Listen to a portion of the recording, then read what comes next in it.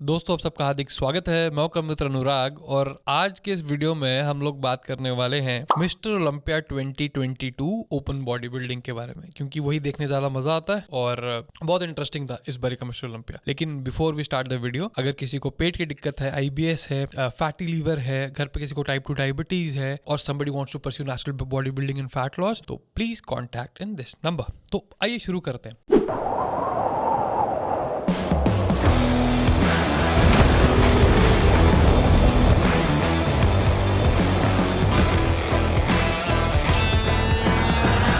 अब सबको पता है बिग रामी के साथ क्या हुआ। बिग रामी की बात करते हैं। This is disappointment. हर किसी ने बिग रामी को प्रेडिक्ट किया था कि हमारे जो बिग रामी भाई साहब हैं ये जीतेंगे, मतलब मैंने भी यही किया था। लेकिन बिग रामी आए 5th और लेकिन जीता कौन? हादी चुपन। लेकिन आई गेस जितने बॉडी बिल्डिंग फैन है कोई इस चीज से ना खुश नहीं होगा कि हादी जीते। Hadi is like the one of the most hard working people out there. और हादी के साथ हैं उनके कोच हैनी रैमबॉर्ड। अब हैनी रैमबॉर्ड का जो कॉन्टेक्स्ट है ये बिग रामी के केस में भी बड़ा जरूरी, मैं बताता हूँ कैसे। लेकिन हादी कैसे भाई इनको आराम से वीजा नहीं मिलता था कि एक बार तो ऐसा भी हुआ है, 2020 की बात है या 2019 की बात है, ये 24 घंटे प्री जजिंग के पहले पहुंचे, तब भी स्टेज पे के कमाल लगते हैं। लेकिन हैनी रैमबॉर्ड की पता एक बात क्या, हैनी रैमबॉर्ड की बात एक ये है, आई नो समबडी जो हैनी रैमबॉर्ड से कोचिंग लेते थे। हैनी रैमबॉर्ड के जो ड्रग साइकिल्स होते हैं it's very conservative from Olympia standards. ये बहुत ध्यान रखते हैं अपने एथलीट्स का, तो ऐसे नहीं कुछ भी नहीं चला देते। कांग्रेचुलेशंस टू हादी, कमाल हो गया। और पता सबसे एक कमाल बात क्या थी, वो क्या थी, देखो टॉप 2 में कौन आया। एक आपके हादी चुपन और उसके बाद डेरिक लैंसफोर्ड। डेरिक लैंसफोर्ड जो लास्ट ईयर के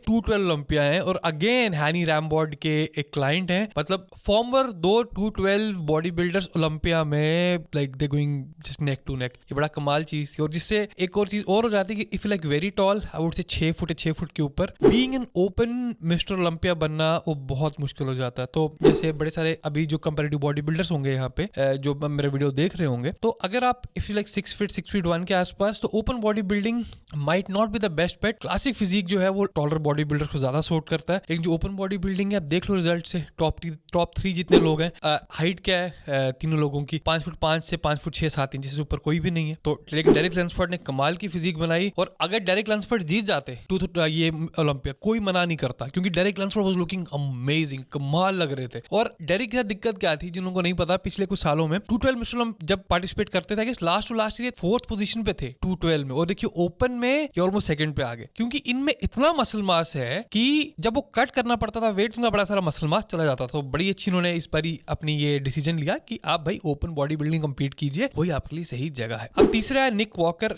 ये बंदा तो हर शो में इंप्रूव करता है और I am saying it right now, Nick Walker is going to be mister Olympia for sure. क्योंकि एक तो ही वर्क्स रियली हार्ड, बहुत कॉन्फिडेंट है अपने आप में, और सिर्फ ये पता ही बकवास नहीं करते हैं सोशल मीडिया पे कि मैं वो बन जाऊंगा, ये करके दिखाते हैं। सो आई पर्सनली रियली लाइक मुझे इनकी फिजिक बहुत अच्छी लगती है। लेकिन जो ओवरऑल एथलीट है is like an amazing athlete. अब नंबर 4 आए हमारे ब्रैंडन करी। मेरे ख्याल से ये उनको गिफ्ट दे दिया गया था। ब्रैंडन करी ने इस बारी क्या कोशिश की थी, उन्होंने साइज गेम खेलने की कोशिश की थी। क्योंकि लास्ट ईयर मिस्टर ओलंपिया, अगर आपको याद हो, जब ब्रैंडन करी को बिग रामी के साथ कंपेयर किया जाता था, तो जो ब्रैंडन करी की टांगे हैं वो एक्सपोज हो जाती थी। क्योंकि ब्रैंडन करी की जो टांगे वो उनके टांगों का साइज थोड़ा कम है, जो क्वाड साइज है थोड़ा कम है। तो अब इस बार उन्होंने साइज गेम खेलने की कोशिश की, लेकिन कंडीशनिंग उनकी ऑफ थी। तो मेरे ख्याल से 4th पोजीशन की बनती नहीं थी, लेकिन क्योंकि एक सीनियर एथलीट है और एक्स मिस्टर ओलंपिया, तो टॉप 4 उनको दे दिया। और अब सबसे बड़ा सरप्राइज, बिग रामी टॉप 5, मतलब टॉप क्या 5th। मेरे ख्याल से एक साल में ऐसा मुझे याद नहीं आता, correct me if I am wrong, कि पहले साल मिस्टर ओलंपिया हो और अगले साल 5th पोजीशन पे आ जाए। आई डोंट नो, मुझे तो याद नहीं आ रहा कि ओपन मिस्टर ओलंपिया में ऐसा कभी हुआ हो। अगर आप देखो ना कि ये क्यों हुआ, मेरे ख्याल से बिग रामी को रिटायर कर जाना चाहिए। और आई टेल यू व्हाई। मैंने जो पहले वीडियोस बनाई है रामी के ऊपर, मैंने बताया था कि 2 दिक्कतें हैं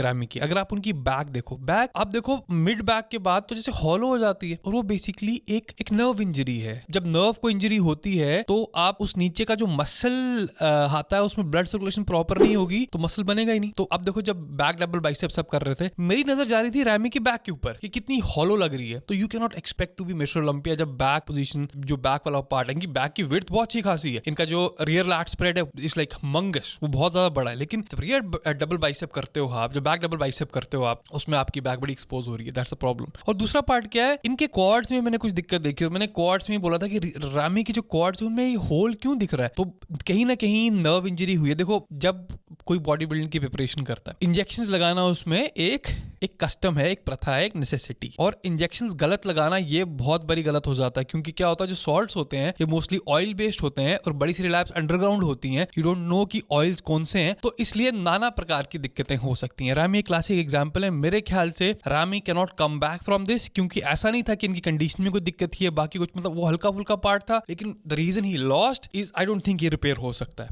although I would love to see Ramy win again, लेकिन I don't see it happening. और मैं आपको एक और बात बताता हूँ, फॉर अगेन जिनको कंपैरेटिव बॉडी बिल्डिंग एस्पिरेशंस हैं, हर एक बॉडी में ना there certain number of cycles. अब ऐसा नहीं कि you can blast an number of cycles, कुछ नहीं होगा। एक पर्टिकुलर अमाउंट के बाद साइड इफेक्ट शो होना शुरू हो जाते हैं। तो आपको देखना ये कि जब तक वो शो ना हो तब तक मैक्सिमम प्रोग्रेस बनाओ। ऐसा नहीं कि पहले साइकिल से शुरू होकर कंपीट करना। मैं देखता हूँ people first cycle, test, tren, deca, दुनिया भर की चीजें, ट्रेंड पहले साइकिल में, मैस्ट्रॉन पहले साइकिल में, 4-5 कंपाउंड पहले साइकिल में। तो आप एक लेवल तक जब पहुंचेंगे उसके बाद कुछ एक्सपेरिमेंट करने के लिए ऑप्शन रह ही नहीं चाहता। तो कीप दैट इन माइंड। फिर जो टॉप 6 आया था, मेरे ख्याल से ये भी कमाल के एथलीट है, सैमसन डाउडा। नेक्स्ट ईयर ये ऊपर जरूर प्रोग्रेस करेंगे, क्योंकि जहां हम बात कर रहे हैं रामी की बैक की, अब सैमसन की एक दिक्कत होती थी कि जो बैक है इनकी, बैक थिक तो बहुत हो गई है, लेकिन लोअर बैक में इनकी स्किन है थोड़ी मोटी है, तो डेफिनेशन उतनी अच्छी नहीं आती। लेकिन ओवरऑल बहुत अच्छे लग रहे थे। प्री जजिंग से फाइनल्स में जाते जाते ही टाइटनड अप अ लिटिल, और I guess very deservedly top 6, मतलब he could be top 4 also. लेकिन चलिए आई गेस नेक्स्ट ईयर ऊपर करेंगे। अब देखिए लास्ट ईयर से एक और जो चीज हुई है, जो हंटर लैब्राडा है वो मूव कर गए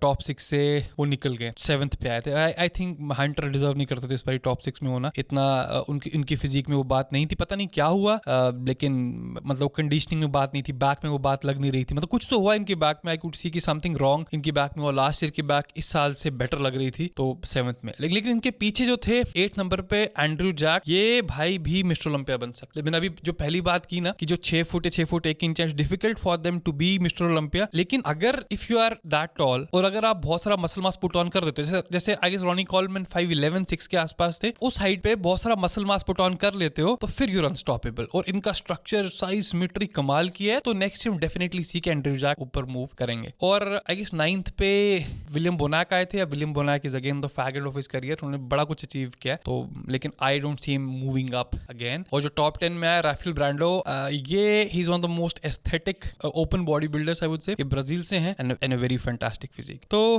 congratulations to all the people who actually won, and I hope you like the video. I will see you next time. Till then.